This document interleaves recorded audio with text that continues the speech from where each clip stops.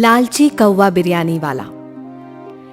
चमनपुर गांव में रमेश नाम का एक आदमी अपनी दुकान में बैठा चिकन बिरयानी बेच रहा था। रमेश की दुकान में काफी सारे लोग बैठकर बिरयानी खा रहे थे।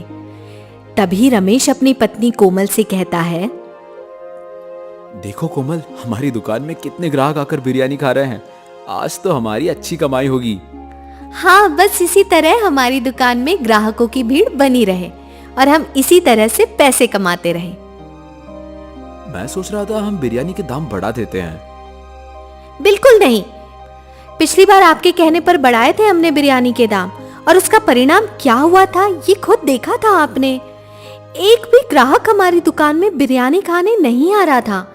इसलिए बिरयानी के दाम बढ़ाने के बारे में सोचना भी मत। बिरयानी के दाम 100 रुपए प्लेट ही रहेंगे और हमेशा यही रहेंगे।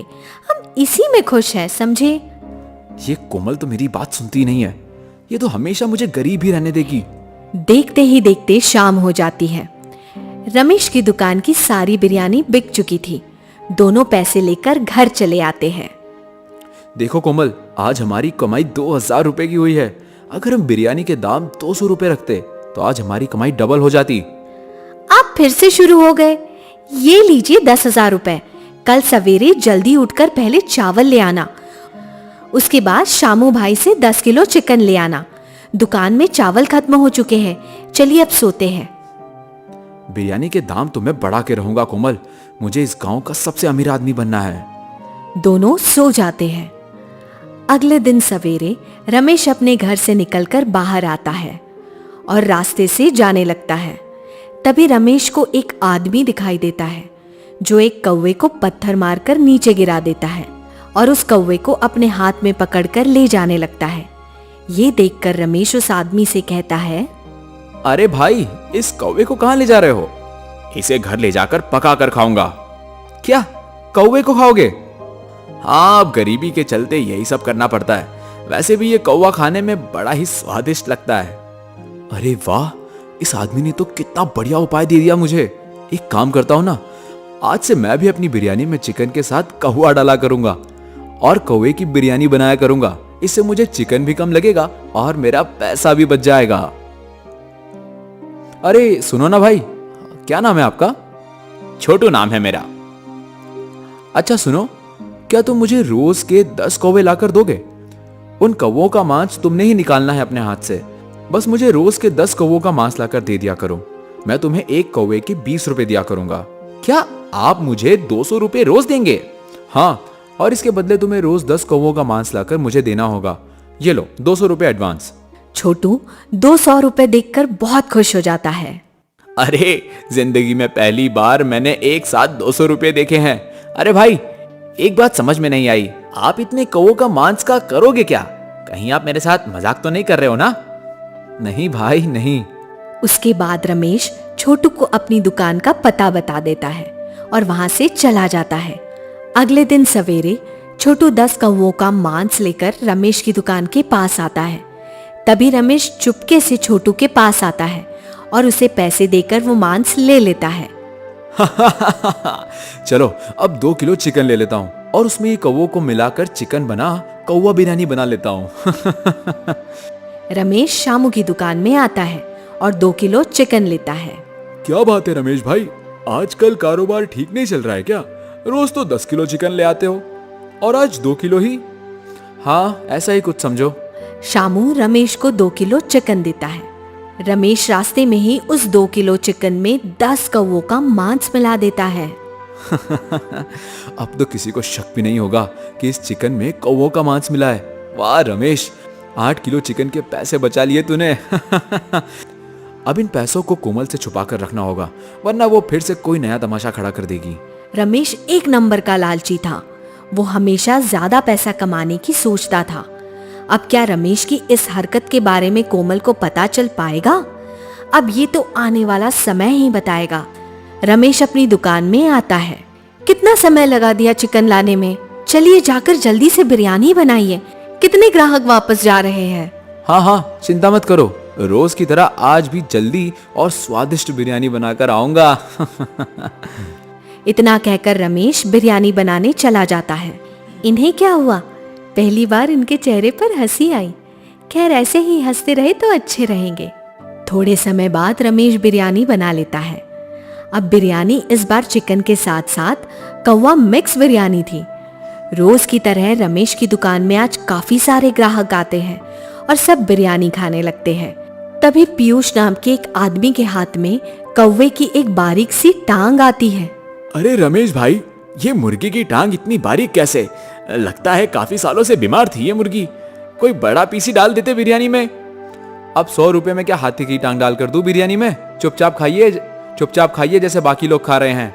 पीयूष की तरह सभी लोग आज के चिकन को देखकर बातें बनाने लगते हैं। ये देखकर कोमल रमेश से कहती है, रमेश आज चिकन ऐसा क्यों आया? हर ग्राहक चिकन के बारे में खरी खोटी सुना रहा है। आज कैसा चिकन लाए हैं आप? वो क्या है ना कोमल, शामू भाई के पास अब बड़ी मुर्गी नहीं रही, सब छोटे बच्चे ही हैं। इसलिए अब से हमें चिकन छोटी मुर्गी के बच्चों का ही मिलेगा। आज का चिकन भी ऐसा ही मिला, छोटी मुर्गी का। क्या? अरे ऐसे तो हमारे सारे ग्राहक कम हो जाएंगे। कोई हमारी दुकान में बिरयानी खाने ही नहीं आएगा। आज के चिकन को लेकर सबने कितनी बातें की। नहीं जी, आप किसी और से ले आना अब चिकन। हाँ कोमल, कल का कल देखेंगे। देखो ग्राहक आ रहे हैं। कोमल और रमेश ग्राहक को देखने में लग जाते हैं। रोज की तरह आज भी सारी बिरयानी खत्म हो जाती है। अगले दिन सवेरे रमेश फिर से उस छोटू से कौवों का मांस लेकर 2 किलो चिकन में कौवा बना चिकन बिरयानी बना लेता है। तभी कल के सारे ग्राहक रमेश की दुकान में आते हैं और सब खूब तमाशा करने लगते हैं। अरे ओ रमेश, कैसी बिरयानी खिला दिया कल हमें। कल रात से पेट के अंदर कौवों की आवाजें आ रही है। पता नहीं क्या मिला दिया था तूने बिरयानी में। कौवे की आवाज? क्या बकवास कर रहे हो? अरे डॉक्टर भी परेशान हो गया ऐसा दर्द देखकर। जब से हमने तुम्हारी दुकान की बिरयानी खाई है तब से हमारे पेट में अजीब सा दर्द हो रहा है और साथ में कौवों की आवाज भी आ रही है पेट के अंदर से। अरे 2 डॉक्टर तो हमारा इलाज करते करते ही पागल हो गए। क्या मिलाया था तूने रमेश बिरयानी में? अरे बाप रे, कहीं ये सब कौवों की वजह से तो नहीं हो रहा है। लगता है इस बार बहुत बुरा पिटेगा तू रमेश। भागने की तैयारी कर ले बेटा रमेश। ये सब क्या है रमेश? तुमने क्या मिलाया था ऐसा बिरयानी में जो बिरयानी खाकर इन सब का पेट खराब हो गया? सच सच बताओ। अरे कोमल, कैसी बात कर रही हो? रोज की तरह ही बनाई थी बिरयानी मैंने। अब इन लोगों का पेट खराब हो गया तो उसमें मेरा क्या कसूर? अरे रोज की तरह तो हम भी खाते तुम्हारी दुकान से बिरयानी, पर कल की बिरयानी खाने से ही ऐसा क्यों हुआ? कितना दर्द हो रहा है पेट में। ऐसा लग रहा है 10-12 कौवे मेरे पेट में काव काव कर रहे हैं। तभी वहाँ छोटू आ जाता है। और रमेश भाई, ये कैसा नोट दिया आपने? कितना फटा हुआ है, कहीं भी नहीं चल रहा है। लाइए मुझे दूसरे पैसे दीजिए। कौन हो तुम और किस बात के पैसे मांग रहे हो? ये कहां से आ गया? अब इसी की कमी बाकी रह गई थी। अरे मैंने रोज 10 कौवों का मांस देता हूँ, उसी के पैसे मांगने आया हूँ। ये सुनकर कोमल दंग रह जाती है। हाँ, 200 रुपए में 10 कौवों का मांस। ये सब क्या है रमेश? तुम इस आदमी से कौवों का मांस लेकर क्या करते हो, बताओ मुझे। अरे कोमल, बकवास कर रहा है ये आदमी। तुम भी कहां इसकी बातों में आ गई? पागल आदमी है ये। अरे रमेश भाई, पागल नहीं कहने का। कल भी मैंने आपको 10 कौवों को मारकर उनका मांस ला कर दिया था और आज भी। चलिए मेरा पैसा निकालिए। ये बात सुनकर वहाँ खड़े हुए सभी लोग हैरान हो जाते हैं। कौवों का मांस? इसका मतलब इस रमेश ने हमें चिकन के बदले कौवों का मांस बिरयानी में खिला दिया। तभी तो मैं सोचूं कि चिकन इतना छोटा और बारीक क्यों है। तो वो चिकन नहीं, कौवा बिरयानी का मांस था। ये क्या किया रमेश तूने? हमें कौवा बिरयानी खिला दी। आज तो हम तुझे और तेरी इस दुकान दोनों को तोड़ देंगे।